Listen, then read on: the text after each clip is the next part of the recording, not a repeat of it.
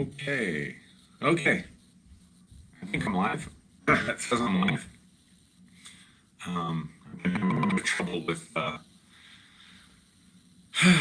technology. Sorry about last week, everybody, if you were waiting for a live. But anyway, I'm back today. Hopefully it doesn't freeze up too much. My screen's been freezing up on me Sunday mornings. Sometimes it doesn't let me go live.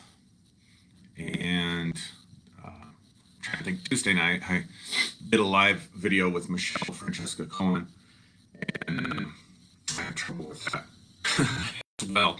So the good news is that in August, I've budgeted to upgrade my computer and equipment and everything, and so hopefully that takes care of the issue. I don't think it's a Facebook issue. I think it's an Aaron issue. So anyway, hopefully this live video doesn't get too choppy and freeze up or break up too much. So you can give me feedback in the comments on quality. Like I said, next month I'm hoping to upgrade, and that will upgrade all of our experiences, right?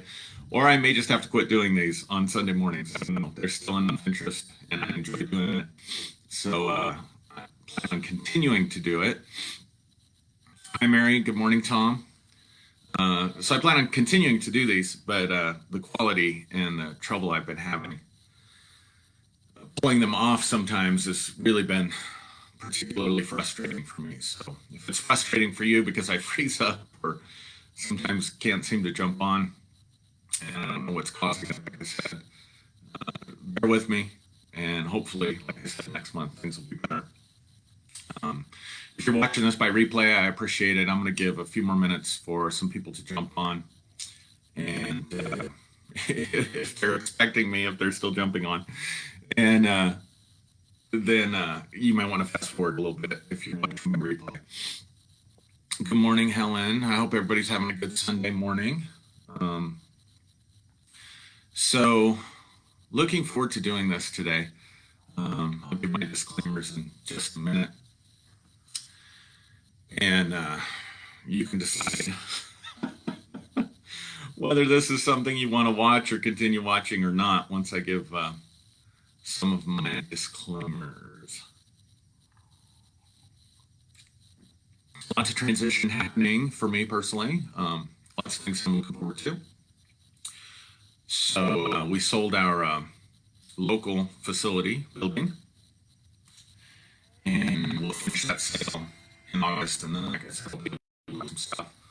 And we'll be opening a new facility shortly in the Pueblo area for locals, and looking forward to getting back to some local type teaching, but keeping the Facebook thing going as well. So let's jump into this.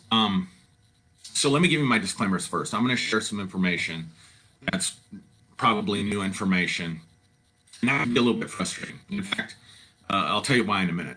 Sometimes hearing new information is either exciting and energizing and feeds us, or it's frustrating. And like I said, I'll explain why in a minute. This is going to be one of those that might be frustrating for you because I'm going to get into some stuff that will be brand new, and you may have to hear it a few times to understand what I'm talking about. I'm going to talk about spiritual paths and the difference between two particular approaches to enlightenment, and what and I'm just going to challenge some things that, well, I'm going to challenge a lot of stuff. So I'm going to challenge some things that are out there that maybe you believe and hold dearly, and I just want to get you to think. I'm not trying to persuade anybody with this video. I'm not trying to convert anybody with this video. I'm not trying to say this is even the way it is or how I'll think in 6 months from now. This is my thought process as I'm going through things. Now, we like information when it confirms what we already believe, or it builds upon what we already believe. We don't like new information when it challenges our assumptions. I'm going to be challenging a lot of assumptions today. And the assumptions that I'm going to be challenging, as you'll see in a minute, are going to go very deeply into the human psyche. In other words, I'm going to invite you to look at assumptions and structures of the way we perceive things from our subjective selves in terms of our spiritual path that we are trying to walk or that we're walking. If we have a spiritual path, or if we're looking for a spiritual path, we have a tendency to gravitate towards certain things because of really deeply, deeply embedded structures of the mind that govern our presuppositions and assumptions that we're not even conscious of. And so that can become really frustrating when you're hearing information that's challenging those deeply held assumptions. And it can be because, number one, it can be difficult to, like I said, get our minds around because I am going into those deeply held assumptions. And we tend to like information that confirms our assumptions or builds upon our assumptions rather than information that really challenges our assumptions. That's just human nature. So that's my disclaimer. If you don't like to have to think, if you want to be able to understand absolutely everything I'm going to say the first time you hear it, or you don't like having your assumptions challenged, then this probably isn't the video for you. Now, what I found in my own personal experience is that while we prefer, as human beings, information that confirms our assumptions or builds upon our assumptions, we don't get a little growth from that. That we get most of our growth when we challenge our assumptions, when we go in opposition to ways that we think. And just because you challenge an assumption doesn't mean that the assumption in and of itself is wrong. So I'm getting information that my audio is choppy. I don't know what to do about that. Thanks, Christina, for letting me know that. I may have to stop doing those. I may have to stop doing these. I don't know. Jared's saying the same thing, that it's choppy. So I'll give it a minute or two to see if it improves. I may try something else. Let me see. Let me know if it clears up. Because if it doesn't clear up, there's really not any point in continuing with it. I don't know why I'm having so much trouble. So I'll just kind of wait in the comments and see if I get some feedback about the audio either being choppy or improving. And if I don't get feedback that it's improving, I'm going to assume that I'm frozen and that it's choppy, and I'm going to quit, and maybe I'll try doing it from Zoom. But last couple times I tried doing it from Zoom, it wouldn't let me do it from there either. So Marianne says it's just a little choppy but doable. Okay, cool. Thank you, Mary. I'll tell you what, guys. Let's see. Somebody liked Mary's comments. Denise likes it. Okay, I'm hearing that I'm getting too much feedback that the audio's choppy, so I'll tell you what I'm going to do. Oh, Christina says it's better. Okay, well, let's just go for it. So, let me see. Do I have any other windows open? I do not. So, all right, so let's get into this. So, I want to talk about, you've heard me mention when I talk about the right-hand path approach to spirituality and the left-hand path approach to spirituality. Now, if you Google this stuff and you Google left-hand path spirituality, you're going to come up with a lot of some pretty dark stuff. In other words, outright Satanism and Satan worship and Luciferianism, and these things are considered to be left-hand path ways. Whereas right-hand pathways are your more traditional religions, certainly the New Age devotion to love and light, certainly the New Age devotion to oneness. I'm going to talk about the ego, what the ego is actually, and how maybe we misunderstand some things about ego and oneness and all that stuff. So I'm going to get into all that stuff. But let's start with, what is the right-hand path, the left-hand path? The terms come from Sanskrit, which is the oldest written language, and are embedded in Hindu philosophies and Hindu approaches.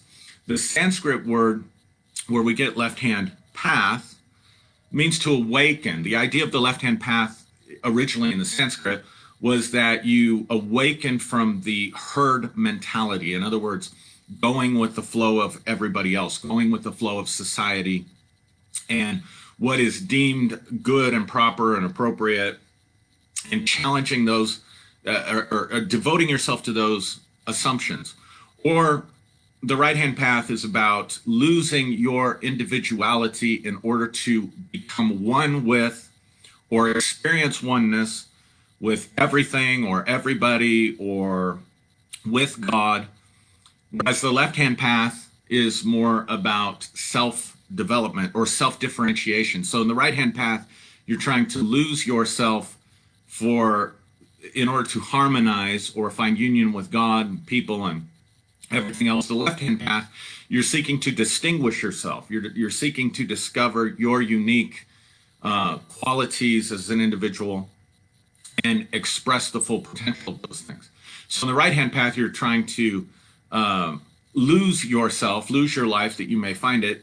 And in the left-hand path, you're trying to individuate yourself or distinguish yourself in some way from the collective. So those are the primary differences. Or you could look at it this way. The right-hand path is the path towards community and community service or community development. It's what's best for the community, and its concern is with the community. The left-hand path is about, Ben says, personal growth. The left-hand path is about the individual or personal growth. So right-hand path is about community. Left-hand path is about the individual. And these things don't have to be mutually exclusive. You'll see that in a minute. But where do the terms, why is one right and the other left? One of the interesting things in Latin, the word for left is sinistra. And it's where we get the word sinister from. So in ancient Europe, particularly Roman Europe, the left side was considered to be the evil side, or the left side was considered to be the sinister side. And that carried through the Catholic Church. And please understand that most of your education systems in the Western world were religious to begin with. So you had Catholic schools, you also had Protestant schools. So a lot of the education that we get, or the value that we have for education, comes from religion to begin with. Now, that's neither good nor bad. It's not a reason to hate on religion or love religion. That's just historical fact. And so all the way up until really my dad's generation, if you were writing with your left hand, that was considered bad or wrong. And so they would tie your left hand or force you to write with your right hand. And so you can see the idea of conformity already with the right-hand path, with just the way that historically we have treated left-handed people, or people who stand out, or people who are not going with the flow. So it's considered unnatural, right, back then to write with your left hand. And so they'd make you write with your right hand, but it had a deeper moral significance that goes way, way, way, way, way back. And this is why this is so embedded in our consciousness. And you'll see why so many religions, even if they don't call themselves religion, even things that say we're not religious, but we're spiritual and we're into spirituality, but yet when you get into the content of the teaching, it's just a different tiger of the same species, right? It's the same tiger as what we had in religion, at least in my mind, but it just has different stripes. Same species of animal, just a different animal. Well, here's why. So in ancient cultures, ancient religions, going way, way, way back to prehistoric times, most of the time, the altars and the worship centered towards the east. So we have a tendency with our compasses and whatever to navigate or orient ourselves by the North Star, by the North, or by the North Pole. But in ancient cultures, you oriented to the east. That's why the word orient refers to the east. You would be oriented towards the eastern direction. Now, why would you be oriented towards the eastern direction? The reason you would be oriented towards the eastern direction is because that's where the sun rose. Now, keep in mind, for prehistoric people, darkness was a terrible time. I mean, we don't think much about it today because we can keep ourselves warm with our furnaces and we can light up anything, We can play nighttime football and baseball games with these really powerful lights that light up the whole field and make it no different than playing in the daytime in terms of how well you can see the ball, being pitched or hit or thrown or whatever the case may be. Obviously, this wasn't the way in prehistoric times. And you also had in places like the cradle of civilization if you've spent any time in certain places in Africa or around the equator, nighttime can be a scary place because that's when the hyenas come out. That's when you can hear the roaring of the lions. I remember sleeping on the Serengeti the first night that we were there back in 2005, and hearing the lions roar at night, and how strange that was. So you had these predators that would come out at night, and you couldn't see them. So nighttime was a scary time. Nighttime was a cold time. Nighttime was a dark time. There were a lot of things you couldn't do. So you would get your work done, and all the good stuff would happen during the day. So you already kind of see this good and evil sort of orientation between the light and the darkness. And so you would orient, you would do your worship, temples, altars, all this stuff would face the east. You would orient towards the east. And when you're oriented towards the east, then on the left hand is towards the north, the right hand is towards the south. And it was believed that the natural flow of things went from north to south, because at least in the northern hemisphere, because during summer the north pole is tilted closer to the sun. So this is all oriented towards the sun, facing east, because that's where the sun comes up. You've got your left hand towards the north, summer, your right hand towards the south, which would be winter. So it was believed that the energy of light would enter in through the left hand and leave through the right hand. Now, for those that would choose the left-hand path, instead of orienting towards the sun, they would turn around or orient towards the east. They would turn around and orient towards the west. They would orient towards the west, and the west would be where the setting of the sun would be, and the incoming, the inception of darkness. And your right hand now is towards the north, and your left hand is towards the south, or towards darkness. So the point is orientation, that the left-hand path, or aspects of the left-hand path, are when you no longer orient with the natural order of things. You choose to go in opposition to that. You choose to challenge assumptions. You choose to reverse that. You choose to stand out in some way. So it's this idea of, rather than harmonizing with nature, it's this idea of going against nature. So there's that. And then you have all these motifs of light and darkness, and good and evil. So you have what we call today white magic, which would be in the light, magic done in the light, and black magic, magic done in the dark. And it's generally considered that white magic is done for the good of the community. It's to work good, it's to work healing, it's to bring promotion and benefit, again, to community. Or, to use law of one language, it's the path of service to others, right? It's community oriented. Whereas black magic would be considered, cursing your enemies, doing stuff that you shouldn't be doing, using magic to bring harm. So the left-hand path got oriented towards, or the idea, the perception of the left-hand path became in people's minds black magic, dark magic, this sort of really selfish, self-indulgent, I don't care who gets hurt in the process. In fact, I'm going to use the natural forces of the universe, or gods, or demons, to produce harm and bring harm to people. Whereas if I'm practicing in the day, I'm practicing in the light, that's when the community stuff could happen. So there's that aspect of it.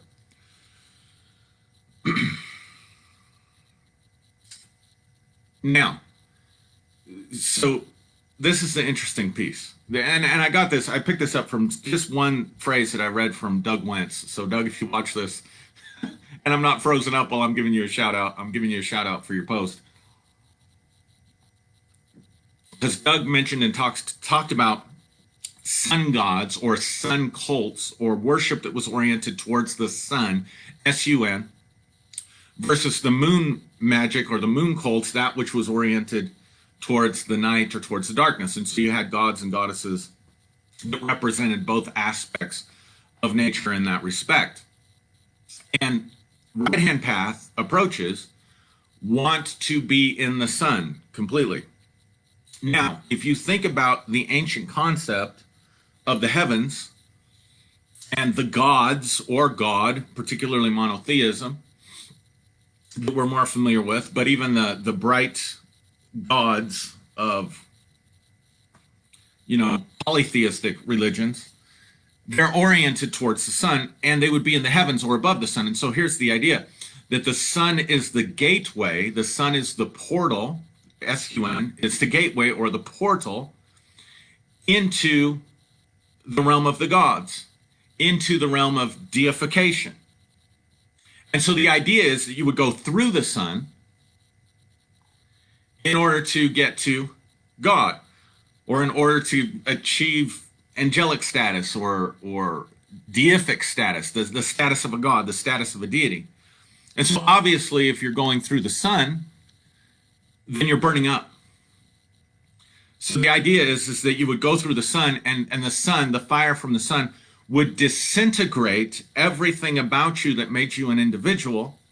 And through that disintegration, through that burning process, through that going through the sun, you would lose yourself and achieve divine union.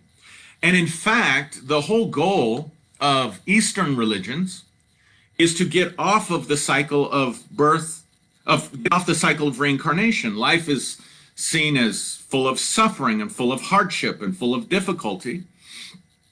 And the goal is to get off the karmic wheel of death and rebirth, so that at the very least you can be an ascended master, and you can kind of choose when you get to come back, and you come back for the good of everybody else around you.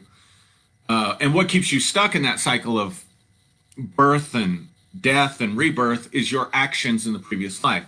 And so karma means actions. So what keeps you stuck oftentimes is your attachments. So you can think about it this way. If at the end of your life you feel unfulfilled, maybe there was relationships that you didn't pursue, you're one of those that sits back and thinks, oh my God, if I would have only married my first love or my high school sweetheart, or maybe it's if I hadn't married my high school sweetheart, then I would have been available for this person. So you have a soul attachment, or you fell in love with somebody, you just loved them so much and they die, and there's attachments there, attachments to your family. Maybe you died in poverty, or you had some attachment to wealth, or you had some attachment to adventure or pleasure. And so that keeps you wanting to come back and keeps you stuck in this sort of cycle of reincarnation and death and rebirth. And so it made sense then to them, whereas, in Christianity, the goal is to get to heaven and eternal bliss, and you do that by accepting Jesus as your Lord and Savior. In these Eastern concepts, Hinduism, Buddhism, whatever, you're trying to get off the karmic wheel of reincarnation. And the way to do that is to detach from everything, to lose all of your attachments. And in the process, detaching from social justice. So the idea is, in Hinduism, if you're born with a good lot in life, then you had good karma from your past life, and you're getting what you deserve, and you're learning the lessons that you're supposed to learn. If you have a lower lot in life, if you're born, say, to a sect that's known over there as the Untouchables, or you're born into a sect where there is hardship and difficulty in life, then that's your karmic pattern. And the only way for you to get off of that cycle is to work through, or is to suffer the consequences in this life of what you did in the last life. And so if someone gets too involved with social issues or social justice or trying to improve the community, see, this is where it gets twisted, because the right-hand path is supposed to be about community. It's supposed to be about service to others. But if you get involved in social issues, you're interrupting someone's karma. So how are you supposed to serve others when, if you get involved in alleviating their suffering, you're messing with their karma, and so you're not doing it for their highest good? And this is why you'll find in a lot of metaphysical and New Age circles, they'll attach to their prayers or to their comments or to the work, energy work and whatever they're doing, or their intentions in working the law of attraction, what they call the law of attraction and whatever, that they're trying to do that for the highest good, and the presupposition is that we don't know what the highest good is because we're interfering with someone's karmic patterns if we do something to speak up for them or to try to improve life for them. Is this kind of making sense to you? So the idea, this brings us into the idea of the ego, and I want to talk about this because ego is a frustrating term for me because of my background in psychology and the way I understand consciousness. So Mary says the church doesn't do much about social justice. In fact, many are against it. No, yeah, absolutely. I was going to bring that up, but I thought I'd leave that alone. So thank you for bringing that up. The problem that what I'm trying to illuminate here is the tiger of different stripes, right?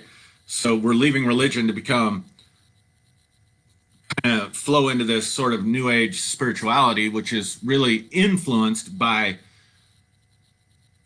importing ideas from the East. And so this idea of detachment and stuff from reality, it's getting us to the same place. It's getting us to the same result. We think we're leaving one for the other and that the other is better, when in fact, we may be leaving the frying pan for the fire, for the sun, so I can dissolve. I'm not saying there's anything wrong with that approach. If you want to dissolve and disintegrate your ego and your attachments and experience those states of union with God, I'm not saying that's not a valid path. I'm just trying to elucidate the difference between some of the things. And like I said, challenge some assumptions and just make you think. So, the ego. Some people, when they hear the word ego, they think of a person who's very selfish. They think of a person who's very egotistical. They think of a person who is haughty, arrogant, full of themselves. When they hear the term ego, that's how they're used to understanding that term and using that term. In spiritual communities, we can use the term ego to be equal to the mind or even equal to the self. So this is where a lot of, Eckhart Tolle's teachings, if you've read the book, The Power of Now, which I strongly recommend, I think it's a great book. And I spent a lot of time in The Power of Now and working with those principles back in the early 2000s when the book first came out. But a lot of what Eckhart Tolle teaches and other spiritual teachers teach is detachment, not just from things, not just from people in your life. In other words, not having attachments to materialism, not having attachments to outcomes in the what we would call the objective world, not having attachments to relationships, but they get into this detachment from the self. So the idea in Eckhart Tolle is you are not your mind, and that your mind is preoccupied with the past and the future. And he rightly points out the past no longer exists except in the mind, and the future does not yet exist except in the mind. And so we spend all this time developing ideas and attachments to our past and to the future, and we miss the present moment. Therefore, he brings up the power of now. And so the idea in the book is that you detach from the mind. You realize you are not the mind. You realize you are not the speaker in your head, the person talking in your head. You are not your self-talk. And you identify more with the listener. You're not the emotional experience that you're having and what he calls the pain body. You're not the pain body.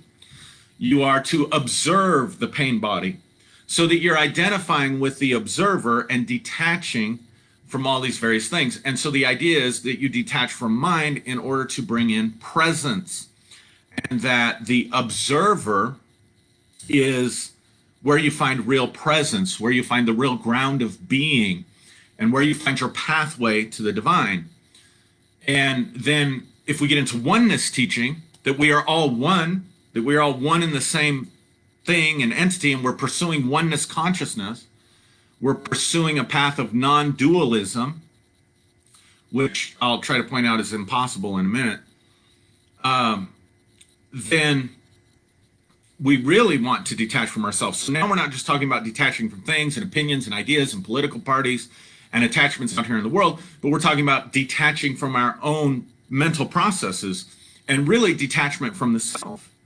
And so, in that sense, the ego becomes this thing that creates illusions for us that we project onto our experiences, and then our experiences are simply reflecting back to us the projection of our own mental, feeding back to us our own mental projections. And in order to escape all that is to realize that all that stuff is just mental process and it's not real, and to detach from it, which then leads to, again, this disillusion, this complete disillusion of the self in favor of this mystical union that people are pursuing or are after. Now, the problem with thinking that we can achieve non-dualism is this problem of what is objective and what is subjective. So let me define these terms. When I'm using the term objective, I'm talking about the world outside of you. Anything that is not you, that you can look at in your perceptions. If you're one of these that thinks, we're all one, that's fine. I'm not even saying that you're wrong, but I want to at least be communicating clearly. So if that objection comes up, oh, no, we're all one. Just bear with me a little bit, all right? So the objective reality is the world outside of you. That could be nature. That could be the animals. That could be, science is caught up in the study of the objective world, right? And then you have this subjective universe.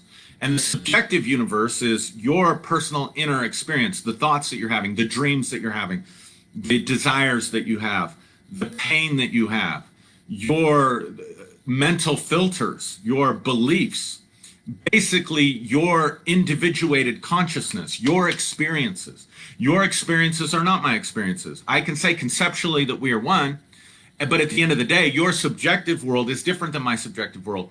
And if our subjective worlds were in fact one, there would be no conflict, because we would all be experiencing and feeling and thinking the same things.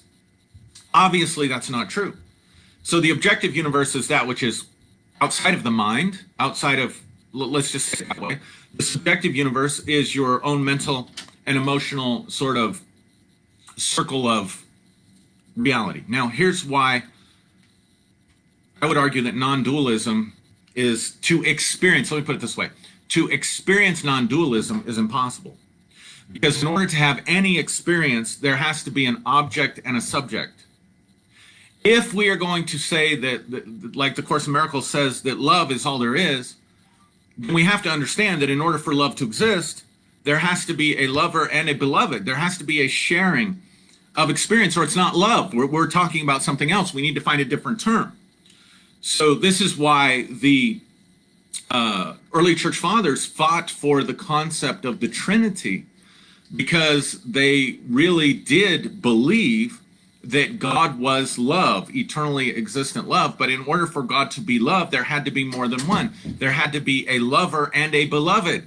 So if we talk about Christ consciousness as this consciousness of love, then you cannot have love without dualism. You cannot have Christ consciousness and union at the same time, because it's logically inconsistent. It's like physically impossible, because there has to be two in order for knowledge or love to exist.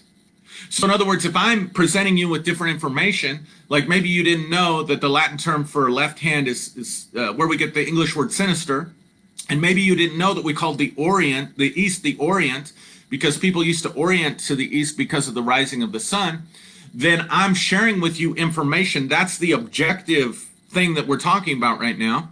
And as that comes into your mind, you're having a subjective experience with that. So there is the knower and the object of that which is known. There's the knower and there's that which is known. There's the lover and that which is loved. There is the experience itself and the experiencer who has the experience. So therefore, if there is non-dualism, if there's no dualism at all, then you can have no experience. Because there has to be that separation in order for that flow and that exchange to happen. To come to complete oneness is to come to the realm of no experience.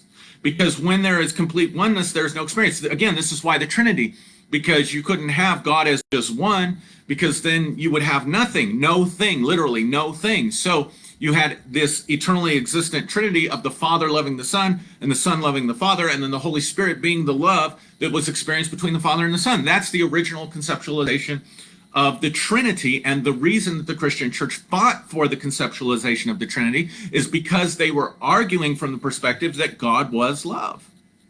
You can't have love if you don't have two.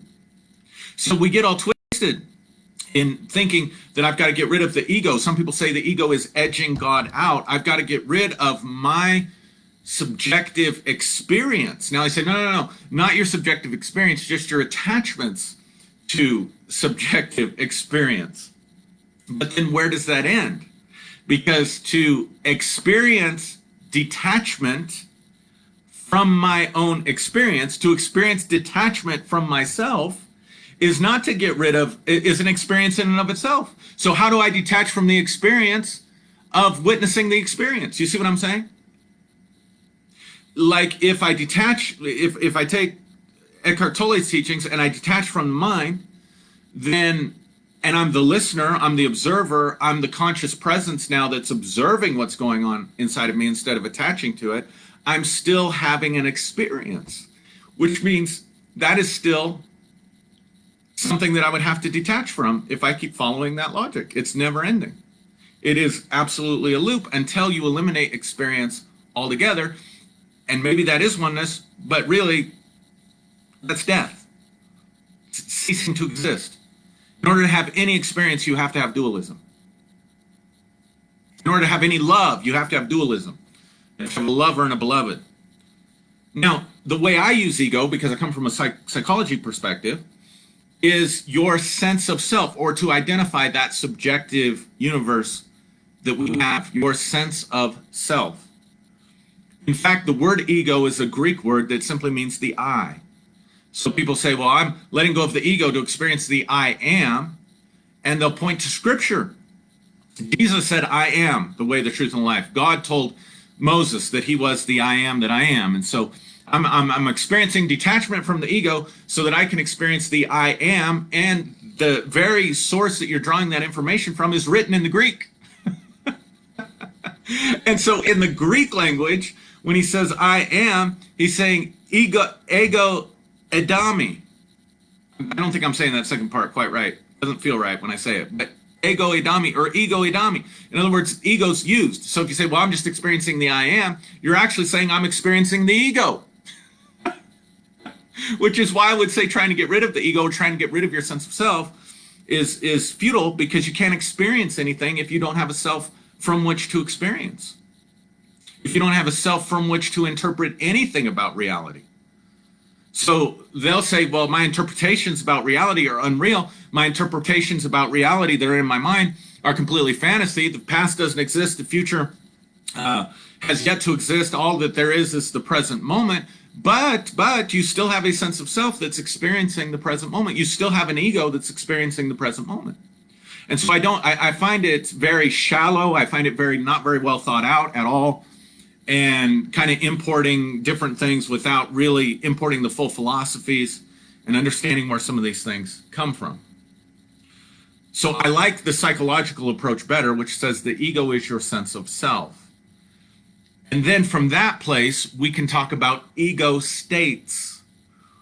Because in reality, people who are trying to get rid of their ego are not getting rid of their ego. They are simply changing their state. They're shifting their perceptions. They're shifting their state of perception. They're moving out of one ego state into another ego state. So again, very simply, if I'm identified with the speaker in my head, that voice that goes on in my head, that maybe it's the inner critic. Maybe I'm occupied with the past because I'm ashamed of what I did in the past. I'm traumatized by what happened in the past. It's always these unpleasant things that we're trying to get rid of. Or I'm identified with my achievements. I really think I'm something because I've accomplished multiple degrees, or I've achieved some kind of social status or material status or something like this. Do you see what I'm saying? then I'm attached, right, to the past. And I think that's me. I think that past me that had the achievements is me. I think that that past me that got hurt is me. I think that the emotional, the shaming is me. So I'm identifying with the inner critic, which is an ego state. Your inner critic is an ego state. It is a sense of self that we either identify with or we disidentify.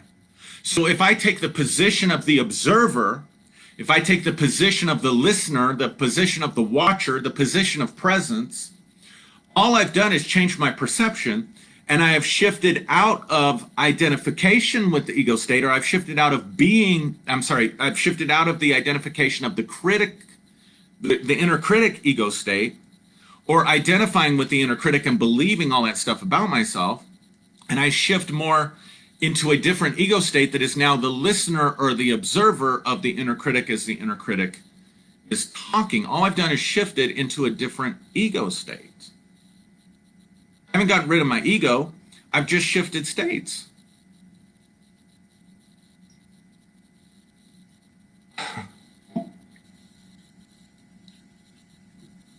Does that make sense? So now let's tie some of this together. I'm going to tie this all together with some Jungian psychology. And I'll bring it back to what I was talking about with the left-hand path. So Carl Jung developed a lot of really, really complex psychological concepts in his attempt to identify and define the mind and consciousness. So the basic concept, we hear about shadow work and the shadow self, which your shadow self is just another ego state. Doing shadow work is just working with those ego states that you have previously detached from or haven't detached from, whatever the case is in your personal experience. But the shadow only develops because of what Carl Jung called the persona.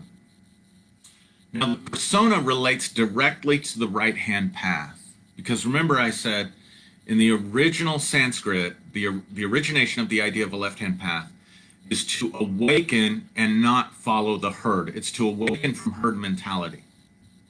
It is to awaken from the herd mentality. Well, what is the herd mentality? The herd mentality is the community.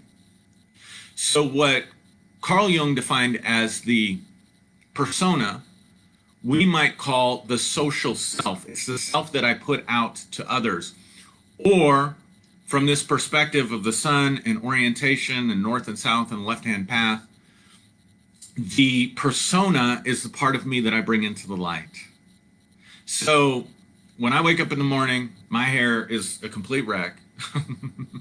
Bad breath. I haven't brushed my teeth. I haven't showered. I tend to have oily skin and pores and whatever. So I've got this greasy hair that's standing up all over the place. I got bad breath, right? I've got dirt and oil and stuff on my face. So I'm not going to just go out in public like that. I'm not going to present myself to you guys like that. That's not the part of me that I bring into the light. I could take a picture of myself like that and post it on Facebook, then I'd be bringing that part of me into the light, but for what point, right? So for just on the basis of our physical appearance, there are things that we do in order to fit into society or to be respectful of others or to do for the sake of the community. So I don't, but also for the sake of self. So these things overlap. Like if I'm going out with crazy hair and body odor and bad breath, people aren't going to want to be around me. Right? So that's going to cause me to suffer. Right? So part of my grooming is service to self. Part of my grooming is individual. Part of my grooming is left-hand path. But then part of my grooming is respect for other people and wanting to make a contribution to other people and realizing I wouldn't be taken seriously if I showed up with my hair all crazy and bad breath and whatever. Nobody, I wouldn't, I'm a counselor by trade.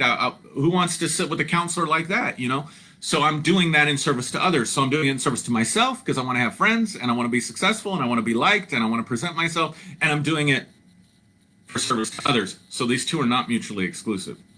They can certainly overlap. But then Jung would say that we have a psychological self that we groom. We have a psychological self that is conditioned by society and reinforced by the community. So this is, what would my family think? If I did this, what would my family think? Or if I didn't do this, what would my family think? Pick any behavior. If I do this, what will society think? If I don't do this, what will society think? What will my neighbors think? So there's these cultural norms that are reinforced. And then above that, there's sort of these social mores, these taboos that we have, these ideals that we have. We automatically assume that being loving is a high ideal that we should achieve, that we should strive to achieve, to love other people, to love our neighbor, to love our enemy. That's something that we presume in our culture to be desirable. And nobody's going to reflect poorly on us if we talk about love, right? Very social. It's a social ideal, social more. And then we have these social taboos. So, for example, showing up with my hair all crazy and bad breath and body odor and stuff. I'm violating social taboos, right? So, and then that goes into all kinds of other moralistic kind of things. And so that's the persona. The persona is the me that I present to the world, the psychological self, the personality self, the ego states that I present to the world. That is the result of my social conditioning. It's the me that's in the light. But now if you think about this, if the sun's coming up, because we tend to think of light and darkness as completely separate things. They're not separate things. They're not binary.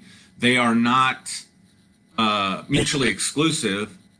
You can see right here, there's a shadow. I've got a light above me, and you can see my face and the light on my face, but you can see my shadow right here. So the light always creates a shadow. And so this is where Carl Jung's idea of the shadow self came in. Now, here's what I want you to see. This is darkness, right? This shadow is darkness. If there's a light in front of me, I'm going to have a shadow behind me. That shadow is darkness. But here's the thing. The darkness is born of the light. The shadow is born of the light. If I turn out the light, there's no shadow.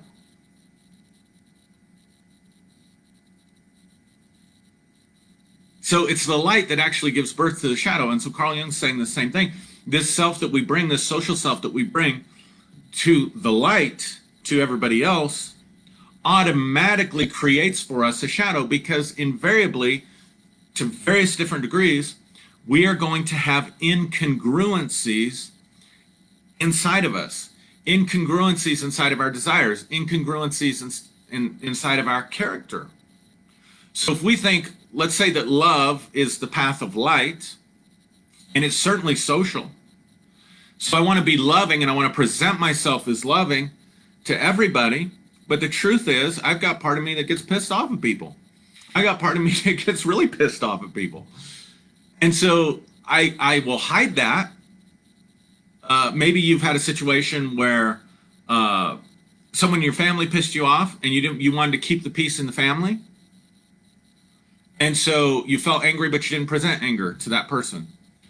Or you went to work and your boss gave you something and pissed you off, but you don't want to present the anger to your boss. So even though you're angry, you hide that.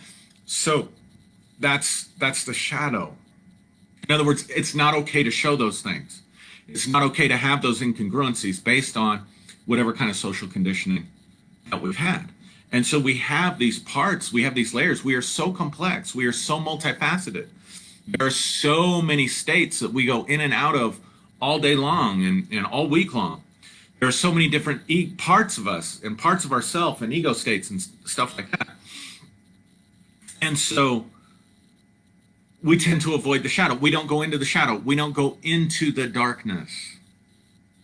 We don't go into those things where we feel the incongruencies and explore them enough that if we find something that leads to our own bliss, watch this, We find something that leads to our own bliss, but it's outside the light. In other words, it's other than these social constructs that we have grown up with. What will the neighbors think? What will my family think? What will the church think? What will society think if this?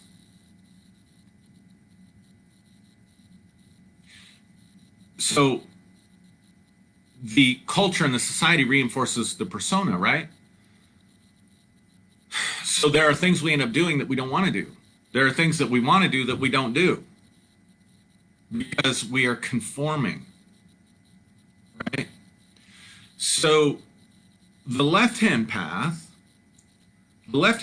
says, remember, the right-hand path is about community. The left-hand path is about self-development. So the left-hand path says, sort of, I'm going to leave the objective world, if you will, and I'm going to dive deeply into the subjective world. I am going to know myself. I'm going to know myself in the desirable parts, the things that I desire about myself, things I like about myself, and I'm going to know myself in the undesirable parts and the things I don't like about myself. I'm going to know myself in my social context, and I'm going to know myself in my private context.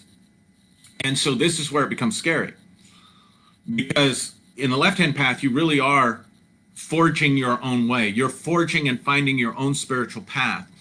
And it begins by discovering your own personhood. It begins by discovering your own temperament. It begins by discovering true self-knowledge. So rather than self-obliteration, rather than self-detachment, rather than just observing the self.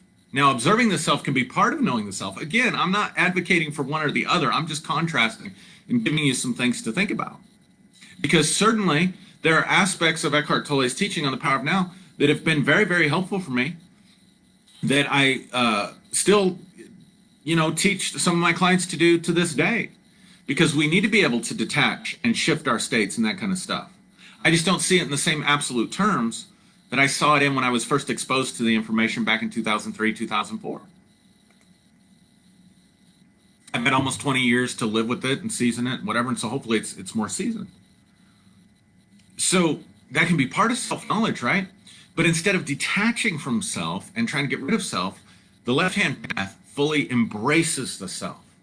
The left-hand path fully embraces all parts of self. The left-hand path fully embraces our humanity.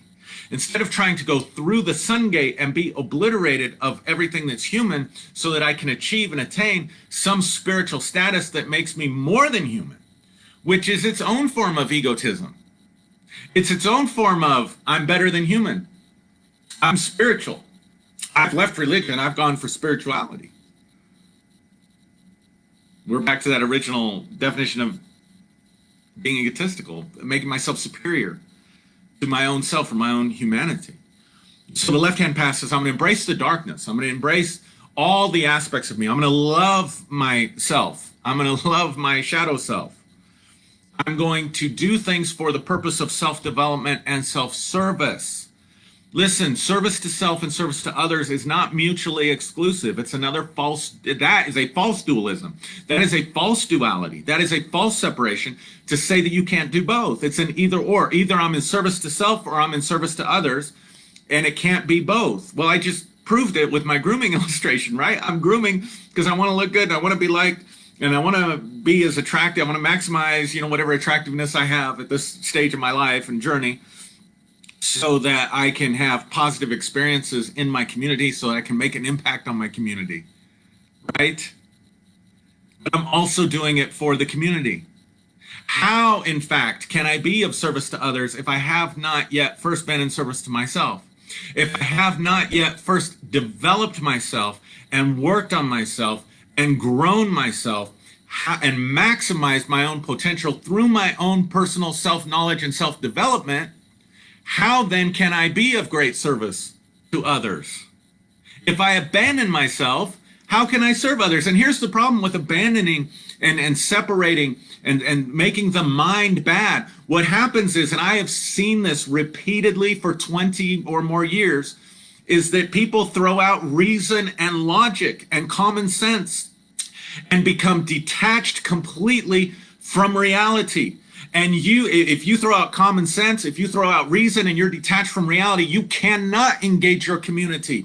You cannot engage the objective world around you and be of any qualitative or quantitative service to others. So it's not an either or thing. But I guess what bothers me is so many that are following the right-hand path think the right-hand path is the only way and think it's the way you have to go. This is reality. This is the truth. This is how you have to do it. And so, again, it's the same tiger of different stripes. They're just creating a new religion. They're being just as passionate trying to convert people, say, no, the right-hand path is the right path. And because it is so deeply embedded in our consciousness, going all the way back to our ancestors and how they oriented, because it's deeply embedded in our social mores, because it's still embedded within Judeo-Christian terminology, Christ consciousness, the I am presence, all that stuff, then it's very appealing, because the left-hand path of self-knowledge is scary as hell. Because you don't have the clear guidelines, you don't have the clear definitions. And but the flip side is you get the opportunity to discover yourself. What makes you happy? What is your bliss? And you have the opportunity to say, to hell with everything else. If it doesn't coincide with my bliss, I'm going to follow my bliss. And by following my bliss, I'm going to develop myself. And by developing myself, I'm going to be of greater service to humanity. Isn't that what the shamans did? The shamans in the indigenous communities, didn't they go on spirit journeys and do all kinds of shadow work and go into the underworlds and face the things that they were most afraid of and explore fully the subjective consciousness and the world outside of what the community had? And so they had a spiritual knowledge, they had a healing knowledge that came from self-development that then they could take back into their community to be the healers in their community, to be the spiritual guides in their community.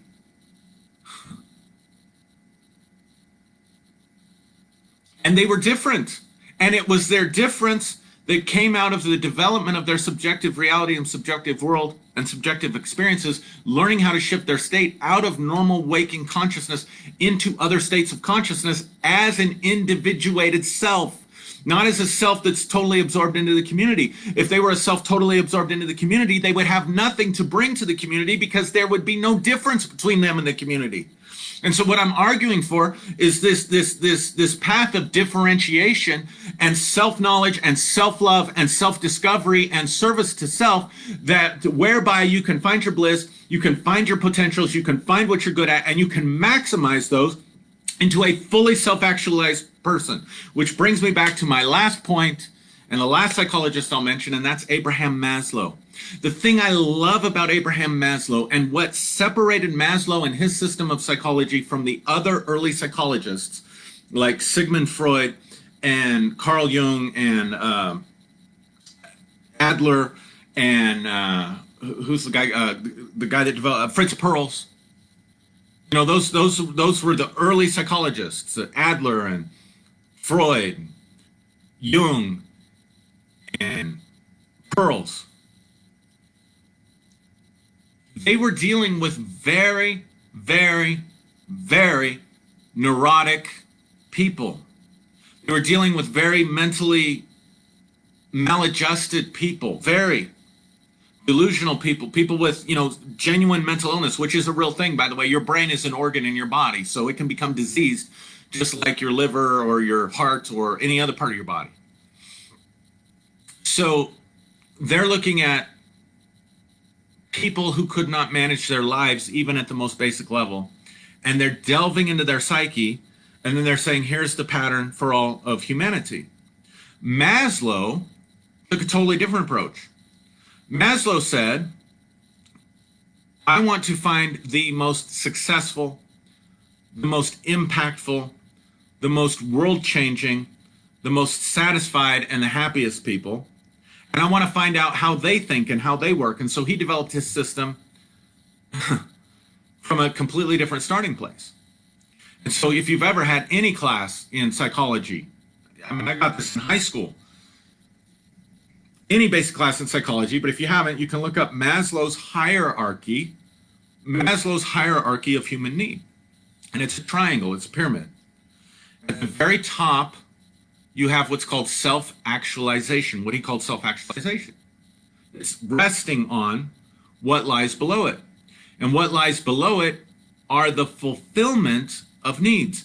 And at the base of the triangle is safety and security needs. So safety and security needs are this. Safety and security needs are food and water and shelter. I mean, stuff you have to have. Safety from your neighbors who want to kill you. Or safety from your enemies that want to kill you or whatever, right? So that's the most basic thing. And here's what Carl Jung would say. Not Carl Jung. Maslow would say, until those needs are met, you cannot move up the ladder.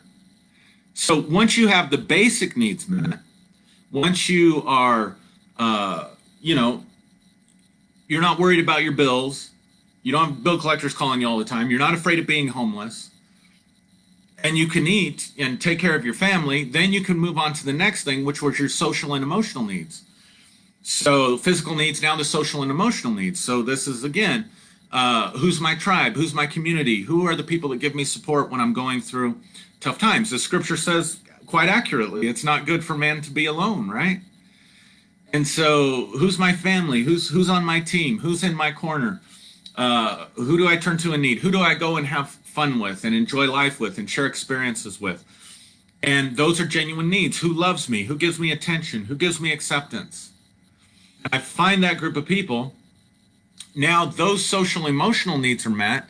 Now here's the great thing about what Maslow's can contribute to this conversation in regards to the left and the right hand path is once my needs are met, then I can self-actualize. Now actualizing is the expression of potential. I remember John Gruden told Tim Tebow, I remember watching, if you're into football, of course I'm a Bronco fan, I make no bones about that. But when John Gruden used to have this thing that he did like quarterback camp or something, those quarterbacks that were coming out of college into the NFL.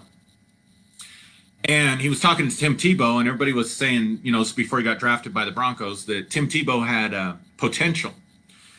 And John Gruden said this statement. He said, potential means you haven't done it yet.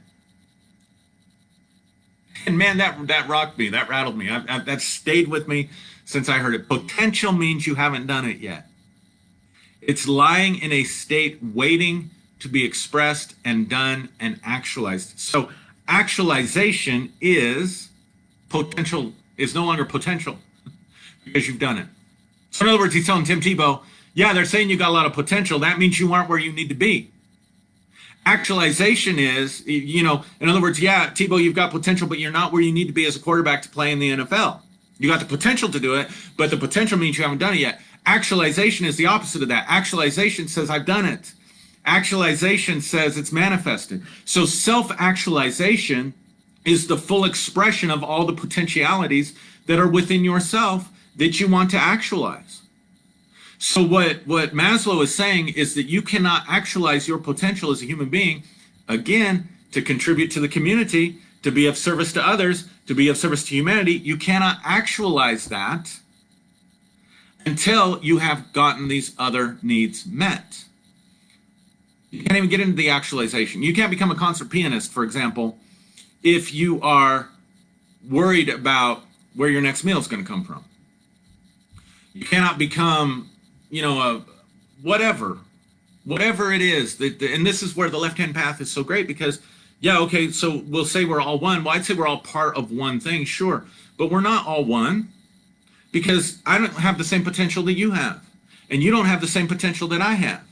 And if I start trying to make a religion out of something and say, you have to follow my path, you have to follow my way, you have to think like I think, you have to do what I say, you have to surrender to my authority, which is right-hand path. Right-hand path surrenders to authority. The left-hand path says no to that. So the thing is okay, maybe from a certain perspective, we're all made of the same thing. We're all divine. We're all part of the human species. However you want to, we're all part of a universe, multiverse. However you want to understand oneness. But at the end of the day, we're very different. And so, in order for me to actualize myself, my needs have to be met. So here's the thing that's so ironic. You may look at Maslow and think self-actualization. A lot of Christians do this. They look at Maslow and they see self-actualization, and they say that's just selfishness. That's just all about self. That's just ego on steroids, or that's the flesh, or whatever. But the reality is that a lot of people spend their day worried about their unmet needs and become very self-centered and become very selfish. Whereas the actualized person is so fulfilled that they're not thinking about consuming anymore. As long as you're needs driven, you're just being a consumer. How can I get enough food? How can I get enough? How can I get enough love? How can I get enough attention? How can I get enough friends? How can I get enough social status? It's never enough. And what Maslow's saying is there's this transcendent place that you can get to where you're not consumed, your every waking thought and moment is not consumed with what you can consume upon yourself. You're so liberated from that that you now have the ability, and you're developed to the point that you've done it. It's not just potential anymore. And that's when you can plug back into the community. That's when you can be of greatest service to others and the most fulfilled in the service that you're giving to others. I served others as a pastor for over 20 years. And we did some great things, man. I mean, I can go through a litany of accomplishments and things that we did to make life better for other people.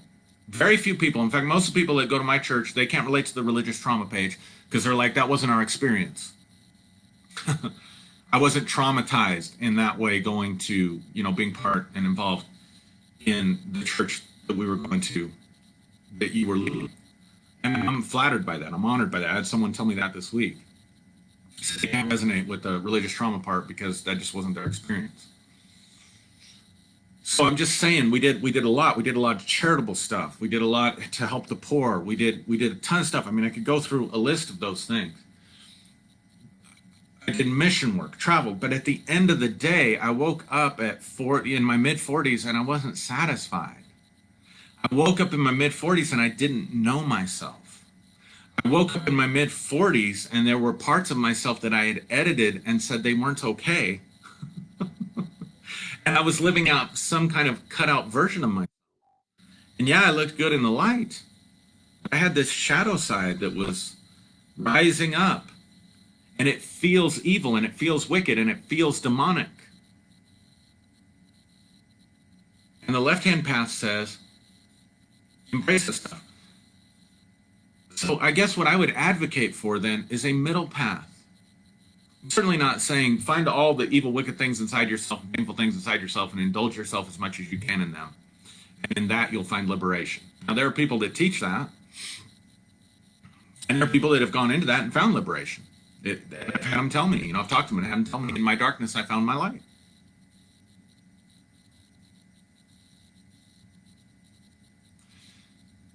But I'm also saying it's completely unrealistic, for me at least, to do this right-hand path. So I'm not a right-hand path guy. So perhaps there's a middle path.